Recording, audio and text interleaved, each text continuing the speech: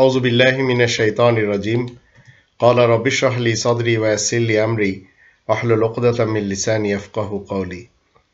সম্মানিত দর্শক এবং শ্রোতাবৃন্দ, আপনাদের সকলকে জানাই আসসালামু আলাইকুম ওয়া রাহমাতুল্লাহ। দেশে বৈধ সরকার না থাকায় ঢাকাতে রয়েছে ভয়ঙ্কর মাইন্ড কন্ট্রোল ড্রাগ ছিনতাইকারী, পকেটমার, মলম পার্টি, আরও নিত্য নতুন একের পর এক নেশাখোর। তারা নেশার বিভিন্ন দ্রব্যাদি নিয়ে ঘুরে বেড়াচ্ছে। পৃথিবীর ইতিহাসে 5 দশকের একটি ছোট্ট দেশ, যে দেশের সীমান্ত রক্ষীরা ব্যর্থ, যে দেশের 3 পাশেই রয়েছে ভারত, এক পাশে বার্মা, এই দুটি দেশ থেকে এমন বেশি ড্রাগস এদেশে অবৈধ পন্থায় ঢোকানো হয়, আর ঢোকানোর জন্য এই সমস্ত ড্রাগসগুলি এই দেশে প্রবেশ করানোর ক্ষেত্রে অনেক সময় সহযোগিতা করে দেশ রক্ষকেরা। কারণ এরা সবাই দেশের মানুষ মরে যাক, তাতে তাদের কোনো যায় আসে না। তারা চায় এদেশে গোলযোগ লেগেই থাকুক, আর তাদের পকেটে রিবার দৌলত আসুক, অবৈধ পন্থায় মাল দৌলত আসুক। তাই রিবাখোরদের হাতে 5 দশকের বাংলাদেশ। দেশে এই মুহূর্তে 2021 সাল, বিগত একটি যুগ থেকে কোনো বৈধ সরকার নেই। যার যা ইচ্ছা সে তাই করে চলেছে। প্রশাসনের কিছু এমন দেশদ্রোহী রয়েছে যারা বড় বড় পদে বসা, তাদের বিরুদ্ধে মুখ খুললে তাদের আর রক্ষা নেই। এই কোরআন আমাদেরকে 16 নম্বর সূরা নাহাল এর 90 নম্বর আয়াতে শিক্ষা দেয়, ইন্নাল্লাহা ইয়া'মুরু বিল আদলি ওয়াল ইহসান ওয়া ইতাই যিল কুরবা ওয়া ইয়ানহা আনিল ফাহশাই ওয়াল মুনকারি ওয়াল বাগই ইয়াইযুকুম লাআল্লাকুম তাযাক্কারুন। আল্লাহ ন্যায় বিচার কায়েম করতে ও কল্যাণময় জীবন ব্যবস্থা কায়েম করতে আর ঘনিষ্ঠ আত্মীয়দেরকে সাহায্য সহযোগিতা দানের ব্যাপারে আদেশ দিচ্ছেন। আর আল্লাহ অশ্লীল গর্হিত বিদ্রোহমূলক কাজকর্ম থেকে বারণ করেছেন। আল্লাহ তোমাদেরকে উপদেশ দিচ্ছেন যেন তোমরা স্মরণ রাখতে পারো। ঢাকাবাসীদেরকে আমি বিশেষভাবে এই আয়াতের দৃষ্টিতে অনুরোধই করব, কারণ তারা আমার ভাই বোন। আপনি রাস্তায় হাঁটছেন, হঠাৎ দেখবেন একজন অচেনা ব্যক্তি আপনাকে দ্বিধাগ্রস্ত করার জন্য জাস্ট এসে আপনার সাথে হ্যান্ডশেক করবে, কিছু গল্প করবে। তার আসল উদ্দেশ্য আপনার মানি ব্যাগের দিকে, অথবা আপনার মোবাইলের দিকে, অথবা আপনার সাথে তার শত্রুতা যাদের রয়েছে তাদের পক্ষ থেকে সে আপনাকে হামলা করবে, ক্ষতবিক্ষত করবে। কখনো আপনাকে ডাক দিয়ে এমনভাবে কথা বলবে মনে হয় যেন তার সাথে আপনার পরিচয় রয়েছে। এমত অবস্থায় আপনাকে সে কি করবে, কিছু জিনিস আপনাকে শুগায় দেবে। যখন আপনি শুকবেন, সঙ্গে সঙ্গে আপনার সেন্স কাজ করবে না। আর এক শ্রেণীর লোক হয়েছে, তারা শুধুমাত্র ঢাকা শহরের সুন্দরী নারীদের দিকে, সুন্দরী মেয়েদের দিকে টার্গেট। তারাও ঠিক একই কাজ তাদের সাথে করে। এরা এইসব মেয়েদের বা নারীদের কাছে এসে হাতটি এইভাবে নিয়ে যখন ফু দেয়, তখন এই হাতে যে পয়জনটা, সেই পয়জন আপনার নাকে লাগার সাথে সাথে আপনি কি করবেন, সেন্স খোয়ায়ে বসবেন। তারা আপনাকে গাড়িতে উঠায় নিয়ে চলে যাবে। তারা আপনার সাথে শারীরিক সম্পর্ক করবে। আবার তারা তাদের যৌন ক্ষুধা মেটানোর পর আপনাকে কোথাও এক জায়গায় রাস্তায় নামিয়ে দিবে, অথবা ফেলে দিয়ে চলে যাবে। যখন আপনার হুঁশ আসবে, তখন আপনি আবসা আবসা মনে করতে পারবেন, কিন্তু আপনি তখনও জানবেন না যে আপনার শরীর ক্ষত বিক্ষত হয়েছে। আপনি মানসিকভাবে বিধ্বস্ত হয়ে পড়বেন। আবার এক শ্রেণীর লোক আছে, তারা ছুরি নিয়ে, চাকু নিয়ে, ছোট ছোট অস্ত্র নিয়ে ঘুরে বেড়ায়। এরা আবার পকেট মারে। ধরা খেলে এরা গণপিটুনিও খায়। আবার এদের গ্যাং থাকে, এই গ্যাংয়েরা এসে কি করে, চারিপাশ থেকে ভিকটিমকে বিভিন্ন ধরনের কথাও শোনায়। আবার আরেক শ্রেণীর লোক আপনারা দেখতে পাবেন, তারা কাগজে একটি ওষুধের নাম লিখবে, ছোট একটা কাগজ।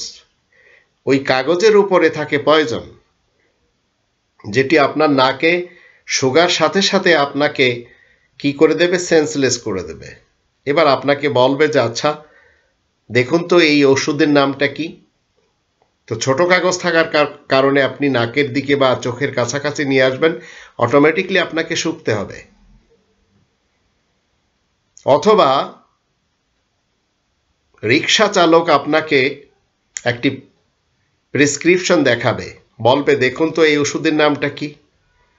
তো এই ধরনের লোকদের সাথে হরেক রকমের লোকেরা জড়িত রয়েছে। আর সবচেয়ে বেশি আমাদের দেশে ভারতীয় রয়ের পক্ষ থেকে এক শ্রেণীর লোকেরা কাজ করছে।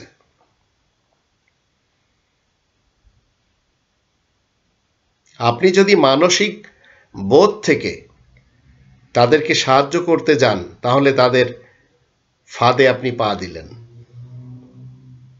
অনেকে আপনার সাথে সালাম দিবে, মুসাফা করবে, হ্যান্ডশেক করার সময় তাদের শরীরে এমন কিছু জিনিস এমনভাবে লাগানো থাকে, যেটি আপনি হ্যান্ডশেক করার সাথে সাথে কি হলো, তার থেকে আপনার দিকে চলে গেল। এখন আপনি হাত ঝাড়া দেন অথবা নাকের দিকে আনেন, আপনার যখন নাকে পৌঁছে যাচ্ছে তখন অটোমেটিকলি আপনি সেন্সলেস হয়ে যাচ্ছেন। তখন তারা আপনাকে সবকিছু লুটেপুটে নিয়ে চলে যাচ্ছে। আর এইভাবে অহরহ ঘটছে ঢাকা শহরে, বাংলাদেশের আরো অন্যান্য শহরেও। আর বড় মাপের যারা রয়েছে, শিক্ষিত কিছু লোক রয়েছে, এরা সব ওপারের, এরা সবাই বাংলা ভাষা জানে। তো এরা কি করে, জুয়েলারি দোকানের আশেপাশে, ব্যাংকের আশেপাশে এরা ঘোরাফেরা করে।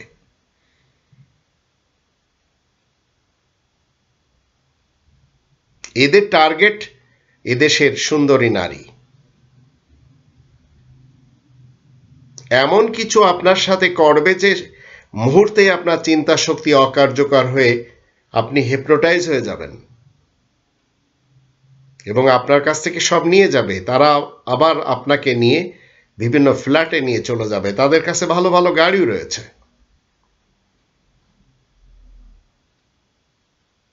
তো এমন এমন পাউডার এদের কাছে থাকে, যেগুলি খাবারের মাধ্যমে মুখের উপর ফু দিয়ে, হ্যান্ডশেকের সময় হাতে একটা পিন ফুটিয়ে প্রয়োগ করে। আর আক্রান্ত ব্যক্তিদের মস্তিষ্কের প্রাথমিক স্মৃতি কি হয়ে যায়, তাদের মেমোরিকে ব্লক করে দেয়, যার ফলে এরা নিজেদের ব্রেন দিয়ে আর কাজ করতে পারে না, তখন এরা আক্রান্ত হয়ে যায়। তো যাকে তাকে আপনি হেল্প করতে যাবেন না, কারণ একটি দেশে মনে রাখবেন বৈধ সরকার নেই। একটি দেশের যারা রক্ষক তারা এখন ভক্ষক। যে দেশের পুলিশ প্রধান বেনজিরের মতো লোক, যে দেশের পুলিশের মাঝে ভিনদেশ প্রেমী রয়েছে, আর্মিদের মাঝে ভিনদেশ প্রেমী রয়েছে, বিজেপিতে ভিনদেশ প্রেমী রয়েছে, প্রত্যেকটি সেক্টরে ভিনদেশ প্রেমী রয়েছে, সেখানে এগুলি ঘটবে।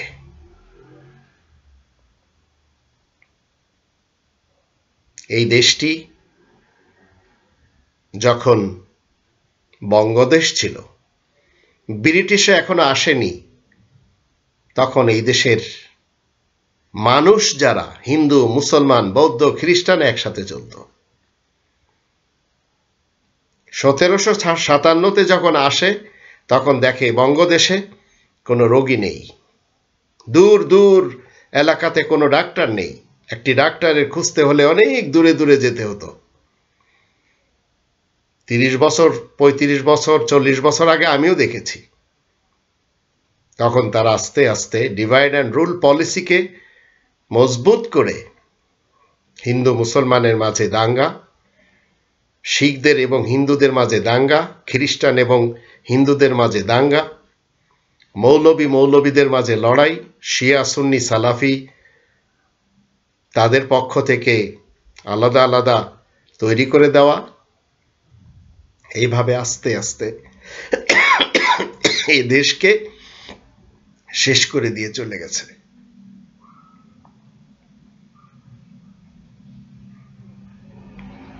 এখন আপনি ইচ্ছা করলেও ভ্রাতৃত্ব দেখাতে পারবেন না, কারণ যাদের হাতে দেশ তারা এই দেশই অন্তত না।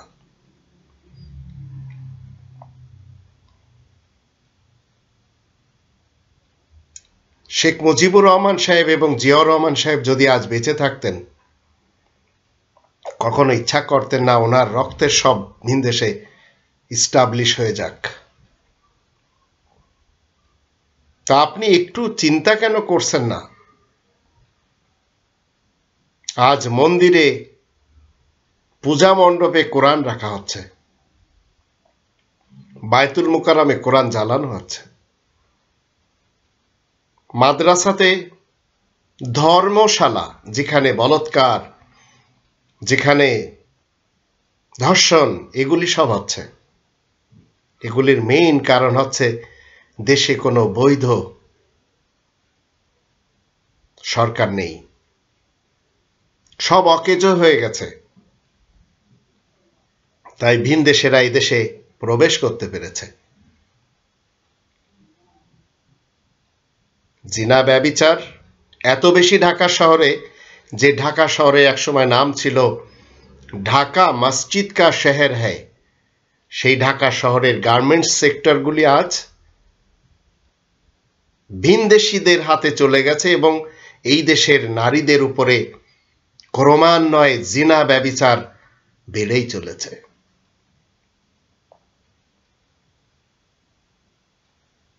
কোরআনের আয়াত কোরআনে পড়ে রয়েছে। কল্যাণময় জীবন ব্যবস্থা এদেশে নেই। তাই দরকার এদেশে বৈধ শান্তিপ্রিয় ব্যক্তিদের ক্ষমতাতে আসা। আর এই হুজুর সমাজকে যদি আমরা দেখি, এরা কখনো এক হবে না, কিয়ামত পর্যন্ত হবে না। এই হুজুর সমাজ এক হয়ে গেলে এই দেশের সংসদে যখন হুজুরদের উপস্থিতি থাকবে, তখন ঢাকা শহর কিছুটা হলেও ভালো থাকবে। কিন্তু হুজুররা ইসলামের নামে এক হবে না, কারণ হুজুরদের কাছে ইসলাম নেই, তাদের কাছে রয়েছে ফিরকা, পার্টি, মাসলাক এবং মাযহাব। তাই দেশের মানুষকে তারা তাদের মতো করে বেটে নিয়েছে। যারা চলে গেছে চরমোনাইতে, তারা শর্ষিনাতে যাবে না। যারা শর্ষিনার ভক্ত তারা আটরশিতে যাবে না। যারা আটরশি ভক্ত তারা মাইজ ভান্ডারে যাবে না। যারা দেওয়ানবাগের ভক্ত তারা কুতুববাগে যাবে না। যারা তবলিগি জামাতের সাদ গ্রুপ ভক্ত তারা জুবাইর গ্রুপে যাবে না। আর এগুলি করতে 50 বছর লেগে গেছে এদেশের কিছু ধর্মজীবী হুজুর বলেন, বক্তা বলেন, পীর বলেন, এদের। কোরআনের ইসলামীরা দিবে না। দেওবন্দীদের কাছে কোরআনের ইসলামই তো নেই। হেফাজতের কাছে কোরআনের ইসলাম নেই। তাদের কাছে রয়েছে ভারতের দেওবন্দ শহরের কাসিম নানতবির বানানো সেই প্রতিষ্ঠান থেকে যে মতবাদ দেওয়া হচ্ছে সেইটি। তাই তারা নিজেদেরকে বলছে দেওবন্দি মুসলমান।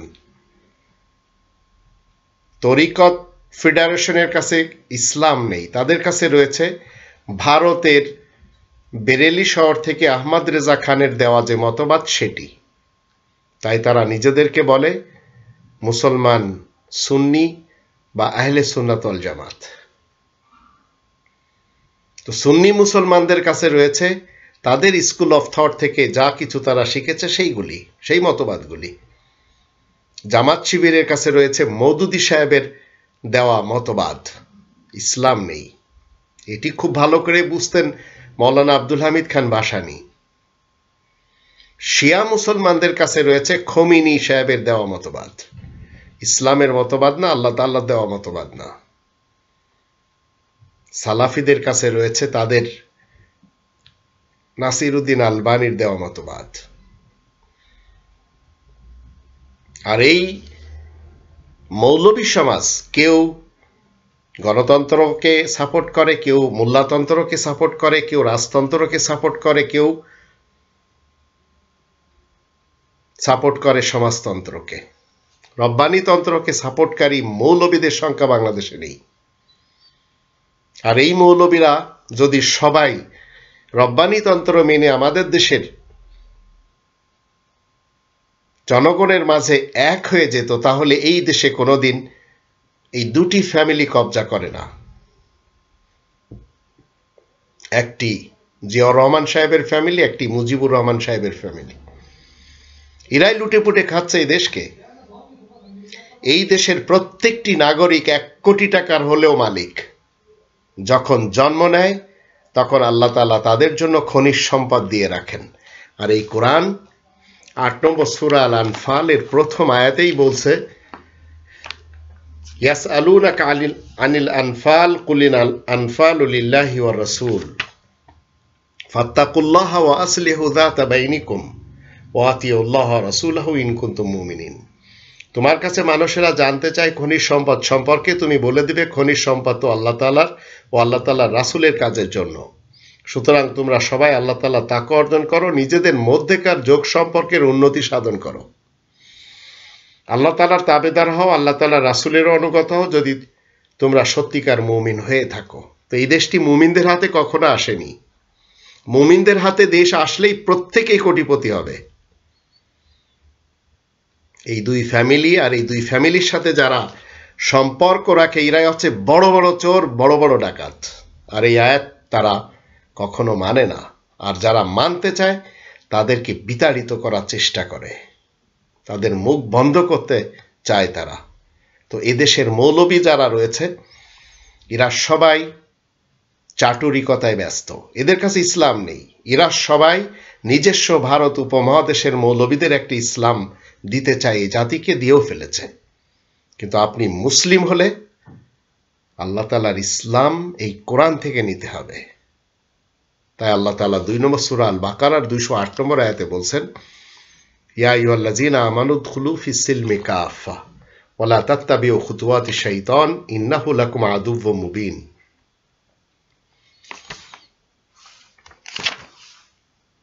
আল্লাহ বলেন, তোমরা যারা ঈমান এনেছো শোনো, তোমরা সবাই শান্তির ছায়াতলে পরিপূর্ণরূপে প্রবেশ করো। ইয়া আইয়ুহাল্লাযীনা আমানু দুখুলু ফিস সিলমি কাফা ওয়া লা তাত্তাবিউ খুতুওয়াতিশ শাইতান। আর শয়তানের পদাঙ্ক অনুসরণ করো না। শয়তানের কাছে অনেক খুতুওয়াত রয়েছে, অনেক রাস্তা রয়েছে।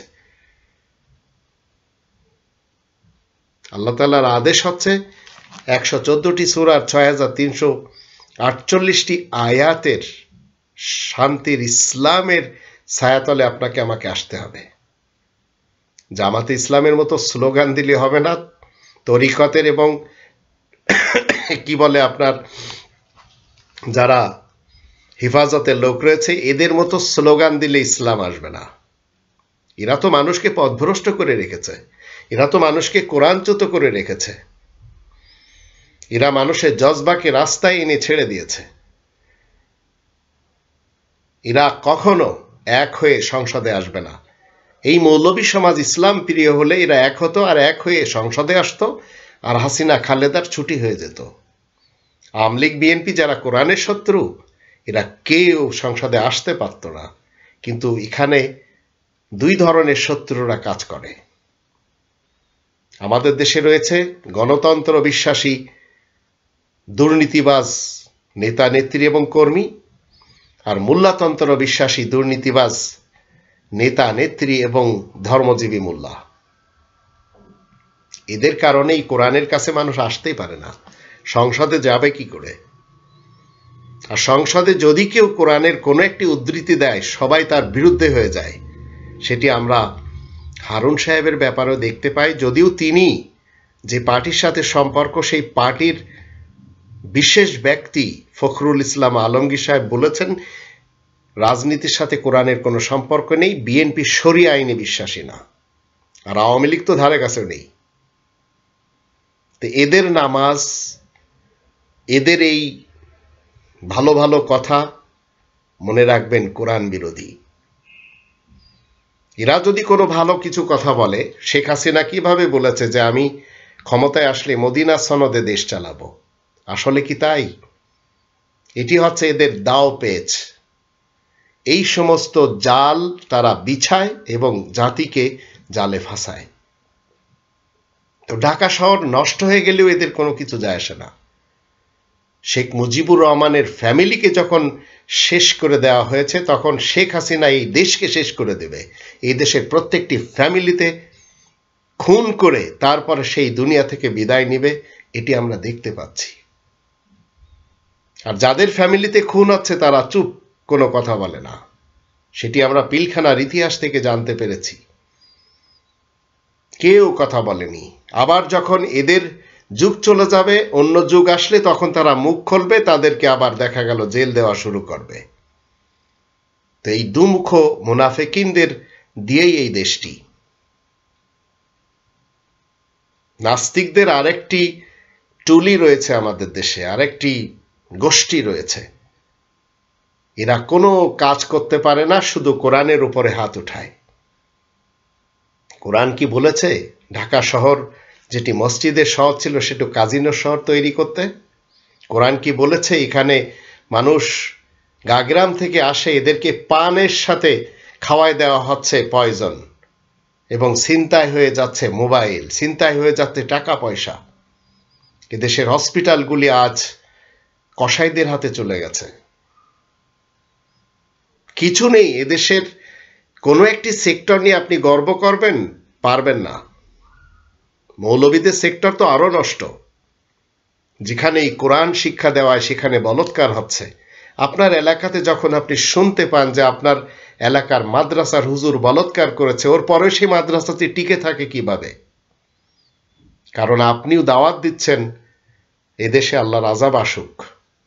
তো আল্লাহর আযাব 5 দশক থেকে না, এর পূর্বে থেকে আসছে এইসব এলাকায়, এই ছোট্ট একটি বাংলাদেশে। অথচ এই ভূখণ্ড স্বর্গীয় ভূখণ্ড, আমি প্রমাণ করে দিই, বিভিন্ন ভিডিওতে আমি বলেছি। তো আল্লাহ রাব্বুল আলামিন কি বলছেন 2 নম্বর সূরা আল বাকারা 208 নম্বর আয়াতে,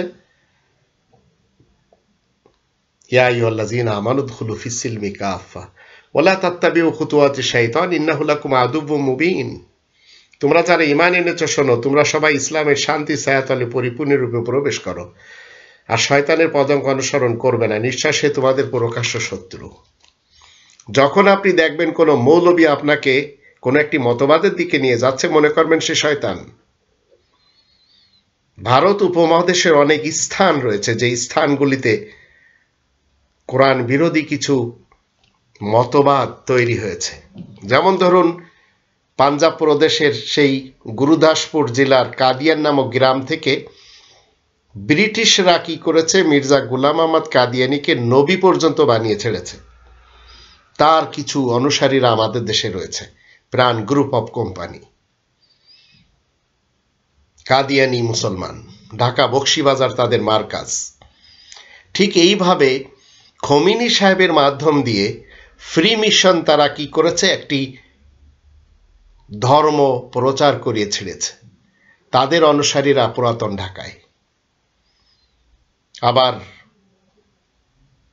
একটি গ্রন্থ রচনা করানো হয়েছে ভারত থেকে, তাবলিগে নিসাব, তার মান্যকারীরা আজ বিশ্ব ইস্তেমা করে ঢাকায়। তারাও 2টি পার্টিতে বিভক্ত। ইলিয়াস আত্তার নামক আর একজন ব্যক্তি করাচি থেকে, তার অনুসারীরা বাংলাদেশে ভরা, চট্টগ্রাম বিভাগে সবচেয়ে বেশি। তো বড় বড় মাদ্রাসা সেই চট্টগ্রামে রয়েছে, তার ভিতরে একটি হাটাজারি, সেখানেই কোরআন পদদলিত হয়েছে সেই তেঁতুল হুজুরের মৃত্যুর পর। বাইতুল মোকাররম বাংলাদেশের জাতীয় মসজিদ, সেখানে কোরআন জ্বালানো হয়েছে। তো এই জাতি কোরআন কোরআন কোরআন তো করে, মুখে করে, সবাই হচ্ছে এই জাতির কোরআনের অবমাননাকারী। আর এই সরকারের সাপোর্টারিরাই, যে সরকারের যুগে ঢাকা শহরে একটি ভদ্র মানুষ চলাফেরাই করতে পারে না, ভয় লাগে শুধু। একটি মানুষ সে রিক্সা চালকের উপরে ভরসা করতে পারে না, সে বেবি ট্যাক্সি চালকের উপরে ভরসা করতে পারে না, একটি ট্যাক্সি চালকের উপরে ভরসা করতে পারে না, একটি বাস ড্রাইভার, একটি কন্ডাক্টরের উপরে তার ভরসা নেই। সেনানিবাসের একটি গাড়ি, আমি তো মনে করেছিলাম হয়তো এখানে আমি নিরাপদে যাব। আমার কাছে ৬০,০০০ টাকা, অনেক বেশি টাকা না। তো সেনানিবাস একটা কাগজে লেখা সেই গাড়িটি আমাকে দেখে থামায়, বলছে কোথায় যাবেন? আমি বলছি উত্তরায় যাব। সেও বলছে আমি উত্তরায় যাচ্ছি, তো আপনি এক কাজ করেন, আমাকে ৩০০ টাকা দেন। তো আমি উবারের জন্য অপেক্ষায়। তো তাকে দেখে ভদ্র মনে হলো, বাংলাদেশ আর্মির লোক, চলো বসি, ৩০০ টাকা তাকে দিব। আমি রামপুরা থেকে যাচ্ছি সেখানে, আমাকে এয়ারপোর্টের কাছে এনে বলছে টাকা দেন, এখানে নেমে যান। আমি ভয়তে ৩০০ টাকা, আমি ৫০০ টাকার নোট দেওয়ার পর সে আমাকে নামাতে পারলেই বাঁচে। আমিও ভয়ে ভয়ে নেমে গেলাম। এই হচ্ছে আমাদের রাজধানী ঢাকা শহর। রিক্সাতে বসলে ভয় লাগে, আর বদ্ধ যে সমস্ত বন্ধ করে দেওয়া সিএনজি, সেখানে বসলে আরো ভয়। একটি দেশ চালাতে পারছে না আজ ২০২১ সাল, বিগত একটি যুগ থেকেই শেখ হাসিনা, যার নাম পড়েছে মাদার অফ মাফিয়া। পারেনি খালেদা জিয়াও, পারবে কারা? ৫০ বার এই দেশে বাজেট পেশ হয়েছে, জাতি কিছু পায়নি। প্রত্যেকটি মানুষ, ১৮ কোটি মানুষ এদেশের কোটিপতি। একটি বার অন্তত কোরআনের এই ৮ নম্বর সূরা আল আনফালের প্রথম আয়াতটির দৃষ্টিতে খনিজ সম্পদের টাকাগুলি যদি বন্টন করে দেওয়া হয়, সবাই কোটিপতি হবে। কিন্তু হাজার হাজার লক্ষ লক্ষ কোটি ডলার এদেশ থেকে চলে যাচ্ছে ভিন দেশের বাংলাদেশি নামক কিছু ডাকাত এবং চোরদের মাধ্যমে। এতটি তো কেউ খেতে আসেনি পৃথিবীতে। রুটি তো সবাই একটি, দুটি, তিনটেই খায়, ভাত ১ প্লেট ২ প্লেটই তো খায়। একটি শহরে, আপনি ঢাকা শহরের ইতিহাস নিয়ে আমি অনেক কথা বলেছি বিভিন্ন ভিডিওতে, প্রশাসন নিয়েও বলেছি, শেখ হাসিনা নিয়েও বলেছি, খালেদা জিয়াকে নিয়েও বলেছি। কিন্তু ঢাকা শহরের প্রত্যেকটি জায়গা আজ কবজায় হয়ে আছে ছাত্রলীগ বলেন, যুবলীগ বলেন, আওয়ামী লীগ বলেন, এদের হাতে, সব অবৈধভাবে। ঠিক এর পূর্বে ছিল ছাত্র দল, তাদের হাতেও। প্রত্যেকটি জায়গা আপনি যেখানে যাবেন সেখানে ভাড়ায় চলছে। কাওরান বাজারে যাবেন, সেখানে এক একটি ছোট ছোট জায়গা, ফুটপাথ, সেগুলি ৩ বার ৪ বার ভাড়ায় যাচ্ছে ২৪ ঘন্টায়। সায়েদাবাদেও ঠিক একই অবস্থা। ভয় লাগে, ভয়তে, মানে এই শহরে শুধু সবাই আতঙ্কে রয়েছে এবং ভয়ে রয়েছে। এর কারণটি আসুন আমরা কোরআন থেকে বের করি। গাগ্রাম থেকে আপনারা যারা আসেন, ভিনদেশ থেকে আপনারা যারা যান, প্রবাসী ভাই বোনদেরকেও বলতে চাই, সতর্কতার সাথে যদি আপনি না চলতে পারেন, লুটে ফুটে শেষ হয়ে যাবেন। আসুন কোরআনের ১৬ নম্বর সূরা আর নাহাল এর ১১২ নম্বর আয়াতে আল্লাহ কি বলছেন একটু জেনে নিই। এই আয়াতটি পড়লে আপনি ঢাকা, চট্টগ্রাম, রাজশাহী, খুলনা, বরিশাল, রংপুর, ময়মনসিংহ, সিলেট সব নজর আসবে। আল্লাহ বলছেন, وضرب الله مثلا قرية كانت آمنة مطمئنة يأتيها رزقها رغدا من كل مكان فكفرت بأنعم الله فأذاقها الله لباس الجوع والخوف بما كانوا يصنعون। আল্লাহ একটি জনপদের দৃষ্টান্ত দিচ্ছেন যে জনপদটি একসময় সুখ শান্তিতে সমৃদ্ধ ছিল, চারদিক থেকে রুজি রোজগার সেখানে আসতো, কিন্তু সেখানকার লোকজন আল্লাহ তাআলার দান নিয়ামতের প্রতি অকৃতজ্ঞ হয়ে যায়। ফলে আল্লাহ তাআলা তাদের কাজকর্মের দরুন তাদেরকে ভয়ের এবং ক্ষুধার পোশাক পরিয়ে দেন।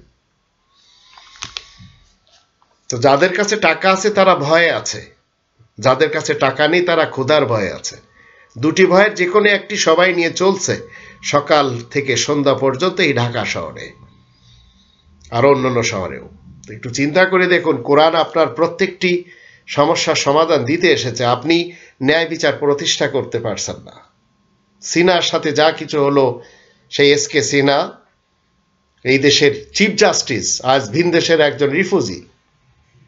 আবার আর একজন মেজর সিনহা মোহাম্মদ রাশেদ খান, তাকে একজন পুলিশ অফিসার মেরেই দিচ্ছে। আবার তার ইতিহাসে 261 জন মানুষ খুন করা রয়েছে। সে ওসি প্রদীপ। খুনি বেনজির যে সমস্ত কাজগুলি করেছে, এখন রিটায়ার্ডে যাবে, হাতে তসবি নেবে, আল্লাহ আল্লাহ করবে। ঠিক এর পূর্বে শহীদুলও তাই করেছে। কিন্তু এরা সবাই রক্তপাত ঘটিয়েছে এই দেশে। আরো যারা রয়েছে সবার নাম সবাই জানে। আমি বললে তো দোষ নেই, কিন্তু আমাকে তো ভয় করতে হবে আমার সৃষ্টিকর্তার। বাংলাদেশি হিসেবেই তো পরকালে আমার বিচার হবে যে তুমি কি কথা বলেছ। বাংলাদেশি সেবা পার্টিকে আমি সাপোর্ট করি, কারণ তারা কনস্টিটিউশন মানে রব্বানিতন্ত্রকে। তো আপনি যদি এই পৃথিবী থেকে বিদায় নেন গণতন্ত্র, রাজতন্ত্র, সমাজতন্ত্র, মূল্যতন্ত্র মেনে, তো পরকালে অন্তত আপনার নাজাত নেই, এটি আপনাকে মাথার মধ্যে বসাতে হবে। যদি আপনার তন্ত্র নাজাত দেয়, তাহলে রব্বানিতন্ত্র আসছে কি জন্য? তো কোরআনে দুশ্মনী করার কারণে 5 দশক থেকেই এই জাতি অভিশপ্ত হয়ে আছে। আর এদেরকে বোঝানো হচ্ছে কিছু ডাকাত এবং চোরদের পক্ষ থেকে দেশটি ডিজিটাল হয়ে গেছে। তো ডিজিটাল কোরআন বিরোধিতায় এরা চ্যাম্পিয়ন, কোরআন জ্বালানোর ব্যাপারে এরা চ্যাম্পিয়ন। কে না জানে যে কোরআন কে রেখেছে মণ্ডপে? এটা তো আমাদের সুখের বিষয় হওয়া উচিত ছিল যে পূজার মণ্ডপে হিন্দু, বৌদ্ধ, খ্রিস্টান, মুসলমান, শিয়া, সুন্নি, সালাফি সবাই যাচ্ছে, সেখানে যে একটা কোরআনও দেখে আসছে। এই মানসিকতা বানালিত হয়ে যেত। যে পূজার মণ্ডপে কখনো কোরআন যায় না, রাখা হয়েছে, এটা এইভাবে নিলিত হয়। কিন্তু সেটিকে ইস্যু করে এদেশে গুটি চালাচ্ছে অন্যরা।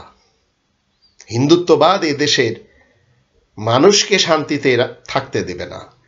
ইসকন এসেছে এদেশে, কাঠের মালা পরতে হবে হিন্দুদের। এখন হিন্দুরা পাঁঠার মাংস আর খেতে পারবে না। মাছ মাংসের বাঙালিরা এবার বাদ দিতে হবে, সব খেতে হবে সবজি। আর হিন্দুত্ববাদের ইসকন মন্দিরে টাকা আপনারা যা কিছু দেন না কেন চলে যাবে সেই আমেরিকাতে। আর এর জন্য যারা কথা বলে তাদেরকে মেরে ফেলে দেওয়া হয়। ভারতের শ্রী রাজীব দীক্ষিত বলেছেন তাকে মেরেও ফেলা হয়েছে। আর বিএনপি, আওয়ামী লীগ, ইসকনের কাছে তারা ঘেঁষাঘেঁষি করছে কে কত আগে যেতে পারে। এরা জানে না, মূর্খের দল। তো এদের মুখে কোরআন মানায় না। মুরাদের মতো লোক দেশে ভরা, একজন দুজন না। যে কোনো থলে আপনি ঝাড়া দেবেন, মুরাদের মতো লোক পড়বে যারা ইসলাম নিয়ে কটাক্ষ করে, কোরআন নিয়ে কটাক্ষ করে। দুর্নীতিমুক্ত থাকলে আপনার সমস্যা কোথায়? আমার তো 50-এর উপর বয়স, আমি তো দুর্নীতিমুক্ত। আল্লাহ তাআলার কাছে যাব দুর্নীতিমুক্ত হয়ে। কিন্তু কোরআনের কথা বলতে যে আমাকে আমার এই দেশে জেল খাটতে হয়েছে 2005 সালে। আবার যারা জেল দিয়েছিল তারাই বের করে আমাকে বেকসুর খালাসও করেছে। আসুন আমরা সবাই আতঙ্কের শহরকে আবার সেই মসজিদের শহরে বদলে দিই, যখন সবাই হিন্দু, মুসলমান, বৌদ্ধ, খ্রিস্টান শান্তিতে চলাফেরা করত। নইলে আল্লাহ রাব্বুল আলামিনের আরেকটি আয়াত শুনুন, 14 নম্বর সূরা ইব্রাহিমের 7 নম্বর আয়াত।